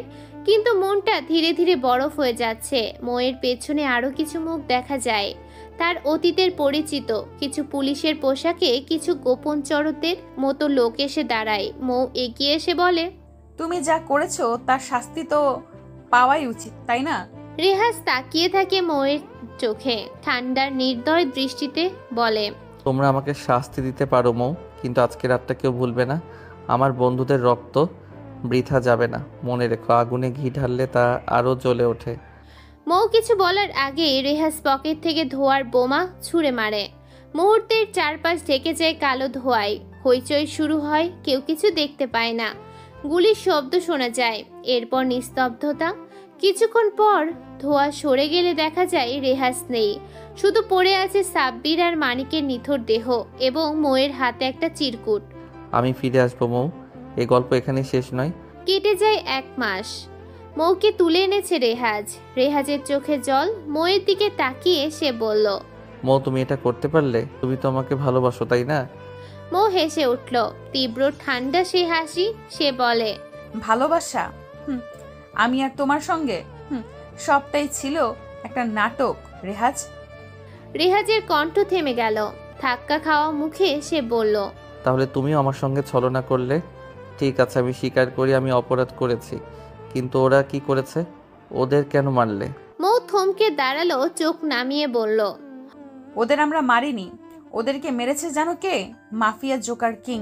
হঠাৎই পেছন থেকে একটা গম্ভীর গলা ভেসে এলো, হ্যালো, মাফিয়া কিং রেহাজ। রেহাজ ঘুরে দাঁড়াতেই দেখে সামনে দাঁড়িয়ে আছে জোকার কিং এবং তার দলবল। গলার রাগত ঝাঁকে জোকার কিং চিৎকার করে উঠল, স্টপ মাফিয়া কিং রেহাজ, আজ তোকে তোর বাবা মায়ের মতোই মেরে ফেলবো। তুই আমার ছেলেকে মেরেছিস, আজ আমি তোর ভয়ানক শেষ দেখাবো। রেহাজ ঠান্ডা হেসে বলল, তুই আমাকে মারবি? জোকার কিং গর্জে উঠে বলল, হাসছিস কেন? আমার ছেলেকে মেরেছিস রেহাজ, আমি কি তোকে ছেড়ে দেব? রেহাজ চোখে আত্মবিশ্বাস নিয়ে উত্তর দিল, তুই ভুল করছিস, তুই জানিস না আমি কে। আমি শুধু একা আসিনি, মিরাজকে বলে এসেছি যদি আমি ফিরে না যাই তোর ছেলেকে শেষ করে দেবে। তোর ছেলে হাসপাতালে আছে। জোকার কিং হেসে উঠল, তারপর বলে, কি বললি তুই? আমার ছেলেকে মারতে বলেছিস? এবার দেখ মিরাজ কাম। একটি কালো গাড়ির দরজা খুলে একজন নামলো, ঠিক মিরাজের মতোই দেখতে। সে রেহাজকে দেখে বলল, আরে ভাই, আমাকে দেখে কেমন লাগছে? রেহাজ বিস্মিত হয়ে চিৎকার করলো, মিরাজ তুইও আমার সঙ্গে ছলনা করলি? চলো না ভাই, দরকার ছিল। তাহলে সাব্বির আর মানিককে কেন মারলি? তোর জায়গায় আমি চাই মাফিয়া কিং হতে, তোকে সরিয়ে দিতে পারলেই আমি রাজা। হঠাৎই একটি গুলি এসে সোজা মিরাজের মাথায় আঘাত করে। সে সঙ্গে সঙ্গে লুটিয়ে পড়ল। জোকার কিং ভয় পেয়ে চিৎকার করে উঠল, এই কে? সাহস থাকলে সামনে আয়। আরেকটা গুলি এসে লাগলো জোকার কিং এর হাতে। সে চিৎকার করে মাটিতে পড়ে গেল। চারপাশে গুলির শব্দ ছড়িয়ে পড়ে, সকলে ছত্রভঙ্গ হয়ে গেল। রেহাজের লোকেরা দূর থেকে স্নাইপারে গুলি করে সবাইকে। চোখ মেলে রেহাজ দেখতে পেল চারপাশে পড়ে আছে মৃতদেহ। এখন কেবল মৌ আর জোকার কিং বেঁচে আছে। জোকার কিং এক পাশে পড়ে ছটফট করছে আর মৌ আস্তে আস্তে রেহাজের সামনে এসে দাঁড়ালো। সে শান্ত কণ্ঠে বলল, রেহাজ, ওদের থামাও, আমি তোমার কাছে ক্ষমা চাইছি। আমি আর কোনো ছলনা করব না, বিশ্বাস করো, আমি সত্যিই দুঃখিত। রেহাজ থমকে গেল, নরম স্বরে বলল, আমি নিজেই জানি না কে মেরেছে ওদের। এই কথা বলার সঙ্গে সঙ্গে মৌ হঠাৎ পিস্তল তুলে ধরল রেহাজের কপালে। চোখের রাগ, কণ্ঠে আগুন। কে মারলো? সাহস থাকলে সামনে আয়, না হলে ওকে মেরে ফেলবো। আস্তে আস্তে অন্ধকার থেকে কয়েকজন বেরিয়ে এলো। তাদের দেখে রেহাজের চোখ কপালে ওঠে। সাকিব, রাতুল আর নীলা তোরা? সাকিব ঠান্ডা গলায় বলল, হ্যাঁ রেহাজ, আমরা এসেছি। আমাদের ছাড়া এই গল্প অসম্পূর্ণ ছিল। চারদিকে আবার উত্তেজনার সঞ্চার হলো। রাহিদ, মৌ, মীরা, জোকার কিং এবং সবাই কেউ না কেউ রেহাজকে ঠকিয়েছে, ছলনা করেছে। কিন্তু আজ রাতটা ছিল চূড়ান্ত হিসেব মেলানোর রাত। বন্ধুত্ব, ভালোবাসা, প্রতিশোধ, বিশ্বাসঘাতকতা সবকিছু মিলে এক বিভীষিকাময় রূপ নিয়েছিল। রেহাজ কিছুক্ষণ চুপ করে থাকলো, তারপর পিস্তল তুলে ধরল মৌয়ের দিকে। চোখে অদ্ভুত এক তেজ। আজ শেষ হবে এই খেলা, কে বাঁচবে কে মরবে সময় বলবে। কিন্তু সাকিব তোর এখানে কেন? কেন রে, আমরা আসতে পারবো না? আমাদের পরিবার থেকে আলাদা করে রেখেছে, বাবা মাকে মেরে ফেলেছে সেই জোকার কিং। রিহাজ স্তব্ধ হয়ে গেল। কি বলছিস তোরা? সত্যি বলছি, ওই জোকার কিং আমাদের বাবা মাকে হত্যা করেছে। আজ আমরা তার প্রতিশোধ নেব। হঠাৎই সামনে দাঁড়িয়ে থাকা জোকার কিং গলা কাঁপিয়ে উঠল। না, আমাকে মেরো না, দয়া করে মাফ করে দাও, আমি আর এমন কাজ করব না। কিন্তু ততক্ষণে দেরি হয়ে গেছে। সাকিব আর রাতুলের চোখে তখন শুধু প্রতিশোধের আগুন। তোকে না মারলে আমাদের বাবা মায়ের আত্মা শান্তি পাবে না। এই কথা বলেই দুজন একসাথে গুলি ছুড়ল। জোকার কিং মাটিতে টিয়ে পড়ল নিথর হয়ে। সবাই যখন স্তব্ধ তখন মৌ মাথা নিচু করে দাঁড়িয়ে। সে ধীরে ধীরে সামনে এগিয়ে এলো। রিহাজ তার দিকে তাকিয়ে বলল, আমি চাইলে এই মুহূর্তে তোমাকে মেরে ফেলতে পারি, কিন্তু আমি তোমাকে মারবো না। রিহাজ কিছু বুঝে ওঠার আগেই মৌ পেছন থেকে পিস্তল বের করলো। তার চোখে তখন ঘৃণা আর প্রতিশোধের দাহ। তুই তো ভাবছিস আমি তোকে মাফ করে দিয়েছি? ভুল, আমি তোকে এখনই মেরে ফেলবো। মৌ ট্রিগারে চাপ দিতে যাবে এমন সময় রাতুল আচমকা মৌকে গুলি করে বসে। মৌ মাটিতে পড়ে যায় নিঃশব্দে। রিহাজ ছুটে আসে মৌয়ের দিকে, চোখ দিয়ে জল গড়িয়ে পড়ছে। কাঁদতে কাঁদতে চিৎকার করে ওঠে, রাতুল তুই এটা কি করলি? আমার ভালোবাসাকে মেরে দিলি। রাতুল মুখ নিচু করে দাঁড়িয়ে সে বলে, এটা ছাড়া আর কোনো উপায় ছিল না রিহাজ, ও তোকে মেরে ফেলতো। আমাদের ভুল ভাবিস না ভাই, আমরা চাই না তোকে হারাতে। রেহাজ আর কিছু বলতে পারে না। সাকিব আর রাতুল তাকে ধরে নিয়ে যায়। এরপর কেটে যায় কয়েকদিন। প্রতিদিন চোখের পানি আর ময়ের স্মৃতি রেহাজকে তাড়িয়ে বেড়ায়। যাকে এতটা ভালোবাসতো সেই কিনা তাকে মেরে ফেলার প্ল্যান করেছিল। বিশ্বাস করতে কষ্ট হচ্ছিল মানুষ এতটা স্বার্থপর হতে পারে। বাহিরে একরকম মুখ আর ভিতরে আরেক রূপ। এই বাস্তবতা যেন রেহাজকে ভিতরে ভিতরে গুড়িয়ে দিচ্ছিল। একদিন কলেজে যাওয়ার সময় সে টের পায় সবার চোখ তার দিকে। কেউ কিছু বলে না, কিন্তু সবার দৃষ্টিতে যেন হাজারো প্রশ্ন। সে সোজা গিয়ে সাকিব আর রাতুলদের পাশে বসে। তখনই সাকিব বলে ওঠে, কিরে তুই কি কাঁদছিলি? রেহাজ চেষ্টা করেও চোখের পানি আটকে রাখতে পারে না, বলেই ফেলে, আমি কলেজ থেকে চলে যাব। কি বলছিস তুই? রাগ করে বলছিস? না রে, রাগ করে নয়। আমি চাই না আমার কারণে তোদের আবার কোনো বিপদ হোক। সাব্বির আর মানিক যেভাবে মারা গেল, আমি চাই না তোদেরও কিছু হোক। না রে ভাই, তুই থাকিস না, আমরা তোকে ছাড়া ভালো থাকতে পারবো না। তুই আমাদের ভাই। তোরা আমাকে ক্ষমা করে দিস। আমি তোদের সবাইকে অনেক ভালোবাসি, কিন্তু আমার বেঁচে থাকাটা হয়তো তোদের জন্য ঝুঁকি হয়ে দাঁড়াবে। তাই আমি চলে যাচ্ছি, নিজের জন্য নয়, তোদের জন্যই। এটা বলে সে পেছনে ফিরে চলে যায়। একটুও পিছন ফিরে তাকায় না, কারণ সে জানে যদি একবার তাকায় তাহলে আর যেতে পারবে না। এভাবেই রেহাজ শুরু করে জীবনের এক নতুন অধ্যায়। পুরনো স্মৃতি, প্রেম, প্রতিশোধ, বিশ্বাসঘাতকতা সব পিছনে ফেলে সে হাঁটে অজানার পথে। তবে প্রতিটি রাতে ময়ের মুখ, তার কথা, তার বিশ্বাসঘাতকতা সব মনে পড়ে। হৃদয়ে জমে থাকা কান্না আর না বলা কথা তাকে তাড়া করে বেড়ায়। নিজেকে বোঝায় মানুষকে চেনা সত্যি কঠিন। বাহ্যিক মুখোশের আড়ালে থাকে ভিন্ন এক মানুষ। সে শিখে গেছে কাকে বিশ্বাস করতে হয়, কাকে নয়। শিখে গেছে ভালোবাসা মানেই বিশ্বাস নয়, আর প্রতিশোধ মানেই ন্যায় বিচার নয়। সেদিনের পর থেকে সে কারোর খুব কাছাকাছি আসে না। মানুষের মুখোশ আর ভালোবাসার ফাঁদ সবচেয়ে ভয়ানক। তবু সে বেঁচে থাকে এক নতুন জীবনের খোঁজে, যেখানে কেউ ঠকাবে না, কেউ মেরে ফেলতে চাইবে না। এক শান্তির জীবন। আসসালামু আলাইকুম।